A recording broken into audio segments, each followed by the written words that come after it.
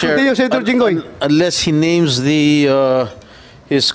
unless he remembers the name of his confidential informant, in my opinion, his credibility is zero. Mga naimbestigahan ko, talagang mga kriminal. Meaning ko po, mga kababayan and Your Honor, Mr. Chairman, wala po akong kakayahan bumili ng condom unit. Ang kaya ko lang pumbilhin ay condom. Mga naimbestigahan ko, talagang mga kriminal. Yan ang opinion mo. Ito naman opinion ko. Okay. Ito na yun. Ikaw mismo ang umamin na you have planted evidence. Paano ka namin ngayon paniniwalaan sa mga sinasabi mo? Thank you, Mr. Chairman. And all the committee members, senators are present here and all watching here and all watching around the world. Now, before I answer our issue about of drugs, and I will defense, ladies and gentlemen, if I know, my name is Hilaria. I am the president of Squatter area since 2012 until now is active.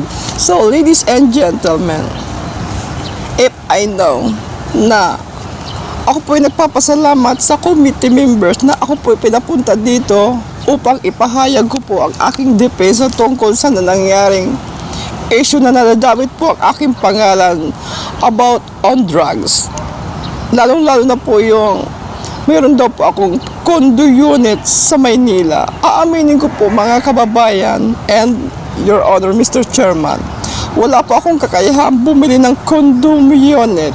Ang kaya ko lang pumbilhin ay condom. Yun lang po ang kaya ng aking budget. Pero kung sasabihin niyo po ako, may condom, wala po ako. Condom, meron po ako. At about po on drugs, ladies and gentlemen, aaminin ko po, I take on drugs. Lahat naman po tayo nagtitake ng drugs. Aminin po natin, 98% of mga Pilipino ay takes on drugs. Bakit hindi po natin pagbawalan ng Mercury drugs o South drugs, South Stars drug and other pharmacy?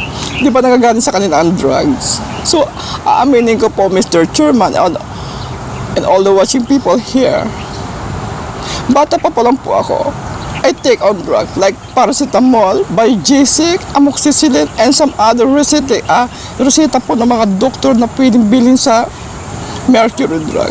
O diba? Pero yung sinasabi po nila na dinadawit ako ni Calvo na gumagamit po ako ng bato, aaminin ko po, mga kababayan, hindi po ako gumagamit ng bato. Senator Jinggoy. Unless he names unless he remembers the name of his confidential informant, in my opinion, his credibility is zero.